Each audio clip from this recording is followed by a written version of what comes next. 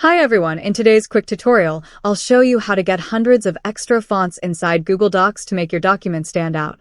First, open Google Docs and start a new document. At the top toolbar, you'll see the font section. Normally, Google Docs only shows a few default fonts, but here's the trick. Click on the font drop-down, then choose More Fonts. A window will pop up where you can explore and search through hundreds of fonts. You can filter by popularity, style, or even language. Just click on the ones you like, and they'll instantly be added to your personal font list. When you're done selecting, hit OK. Now, every font you added will appear right in your drop-down, ready to use anytime. And that's it. In just a few clicks, you've unlocked a huge library of fonts for your Google Docs. If you found this helpful, don't forget to like, subscribe, and check the link in the description for more quick tutorials. Thanks for watching.